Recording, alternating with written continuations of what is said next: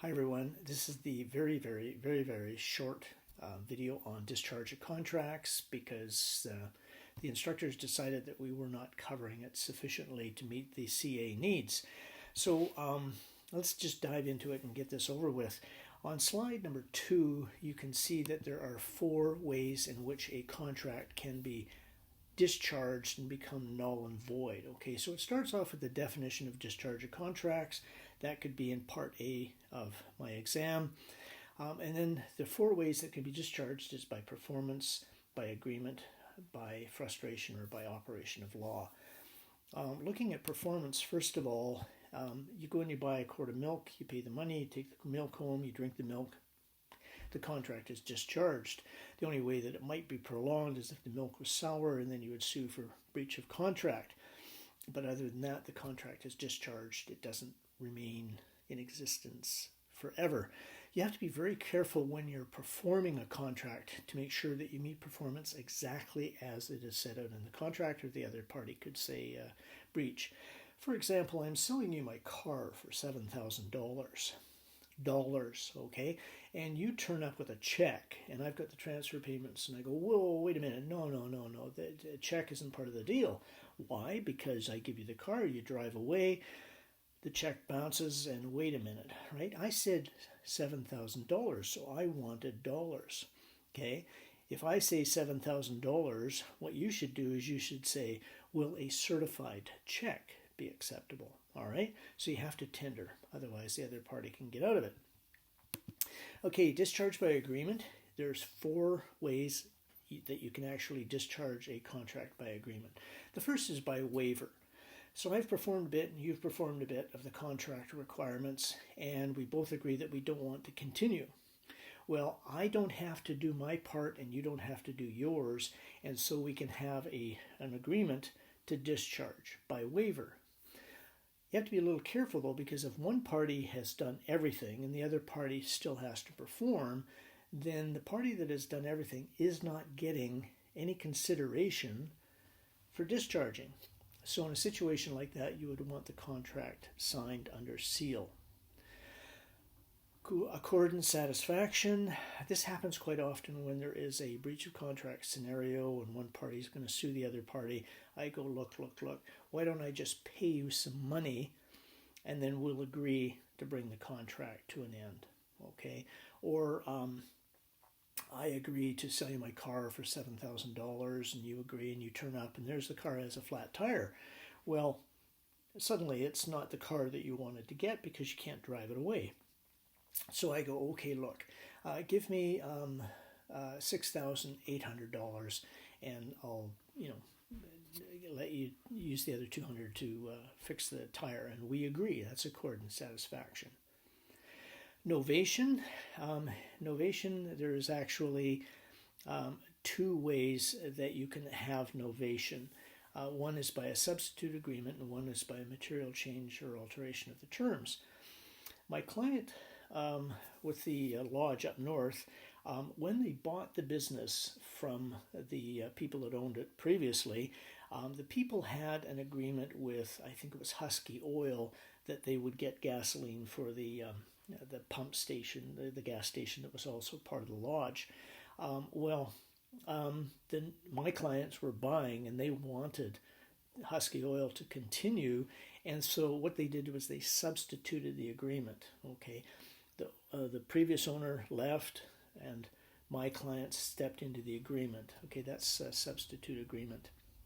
Material alteration of the terms is a situation where you have a new contract. I'm selling you my Mitsubishi Dodge Colt for $7,000, and you say, you know what, I don't want that. You've got a Corolla of the same age and condition.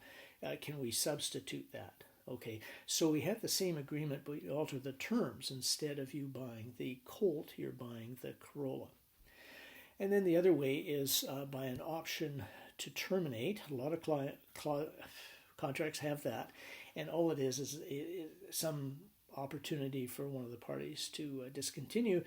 And on slide 4, I've given you an option to terminate clause, And you can just see it says, unless sooner terminated under the provisions of the agreement, this agreement shall remain in force for an initial period of 1 year, commencing on the date, blah, blah, unless and otherwise terminated. And then after 1 year, it can be terminated on 90 days notice.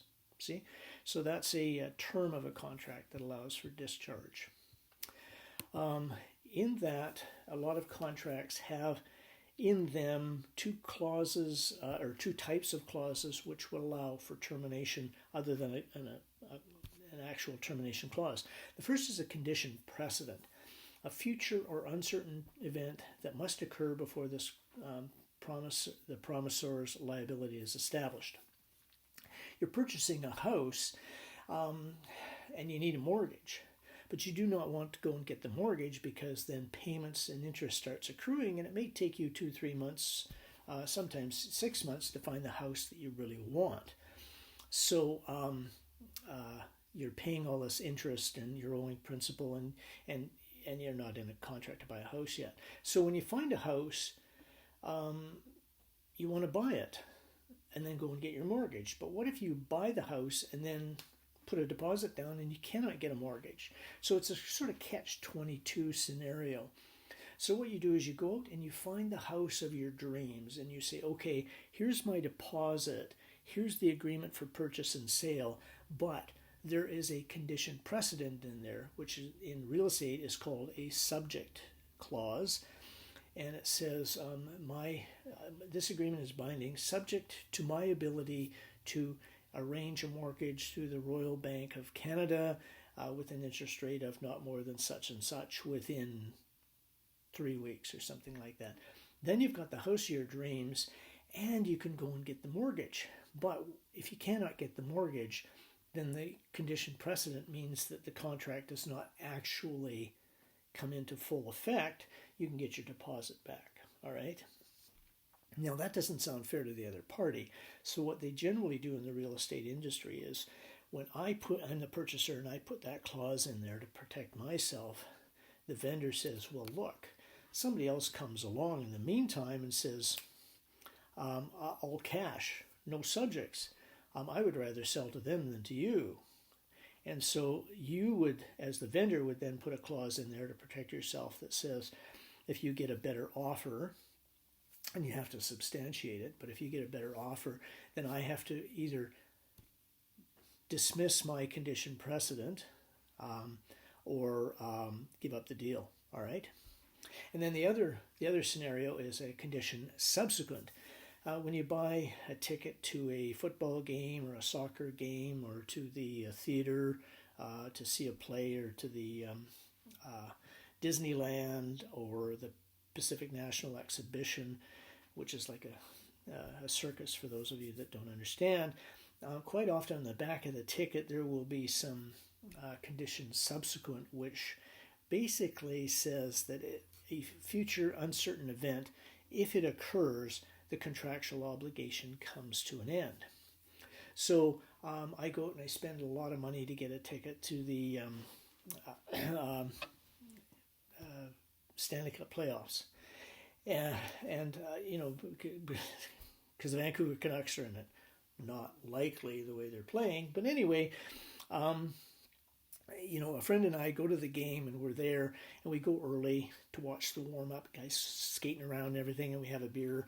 And then we get a beer for the first period and we drink the beer and cheer on our team. And then the second period, we, you know, between the periods, we go out and have another beer, and we bring a beer back for the second period, and man, the Canucks are being bombed. It's 7-1, and things are going badly, so we get another beer to drown our sorrows.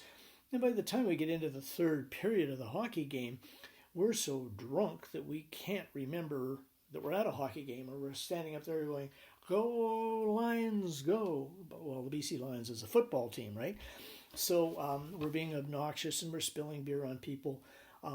The custodians can come and kick us out. Well, I've got a contract to watch the hockey game. I paid a lot of money for that. But that contractual obligation can come to an end through a condition subsequent, okay?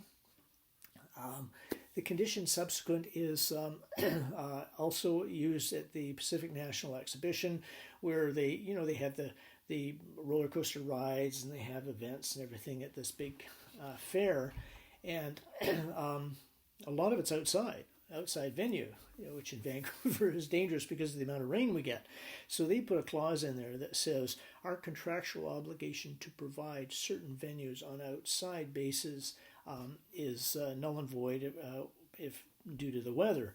Well, you don't get your money back because there's other things you can see at the fair, although you did have a contract to see these events. All right, now the next one is discharge of contracts by frustration. And we're not going to go into this very much because frustration is when one party cannot perform the contract through no fault of their own. So I agree to sell you peak performance pontoons, and there's my plant, and we're operating, and the building next door burns down, and the fire gets into our plant and does substantial damage. I've got a contract to give you 10,000 skis, but I cannot do it because the contract is frustrated through no fault of my own. Okay, and so I am relieved from that contractual duty. On the other hand, we have the plant, and one of my employees is negligent and the plant burns down. I am not relieved from providing that service or products because it was, in fact, me that caused the problem. Okay, so that's all we're going to say. We saw in the contract assignment, or we will see in the contract assignment, that if you're providing a product and you're worried about this, you can say that instead of dealing with the common law concept of discharge of contracts, you put in the civil law clause, a force majeure clause. The force majeure clause says that I don't want to lose the contract. I'm providing you 10,000 skis. That's a huge contract. So if my plant burned down through no fault of my own and the contract was discharged, well, that means I don't have to perform the contract, but it also means I've lost a huge sale. So I would probably be wise to put in a force majeure clause which says that if the contract is frustrated through no fault of my own, then the contract is suspended, put on hold, until I can provide you those 10,000 skis. Okay? And then I can provide them through other sources, or I can immediately get my plant fixed up and continue on. It's a far better solution, and it's one of those examples where common law is using the best elements of the civil law system and vice versa. All right. Self-induced frustration is a concept which means I've agreed to provide those skis, and the cost of fiberglass to make the skis goes through the roof because of COVID and supply problems, and shipping costs go through the roof. And suddenly I realized if I provide those 10,000 skis, I'm going to lose a lot of money. So what I do is I torch my plant. Okay, I just start the fire. Oh, hey, gosh, we don't know what happened. Well, if it turns out that the fire marshal can prove that I caused the fire, then then I will not be relieved from my contractual obligations, and you can sue me for failure to perform. We have in the Province of British Columbia Frustrated Contracts Act. We're not going to get into that, okay? All right. The last way the contract can be discharged and become null and void is discharged by operation of law. And there's 3 examples here, and this would make actually a pretty good exam question, because let's say I go bankrupt and I owe you $58,000. When I go into bankruptcy, all my assets are transferred to a receiver, and the receiver can decide whether I get to keep some of them because they're pretty much worthless, or whether some things can be sold to meet part of the debt. So anyway, all my assets are sold, and out of that money, I still owe you $47,000. Well, after a period of time, I can apply to be released from bankruptcy and the courts will say, oh, poor Peter Holden, and they'll release me from bankruptcy, and you're still owed $47,000.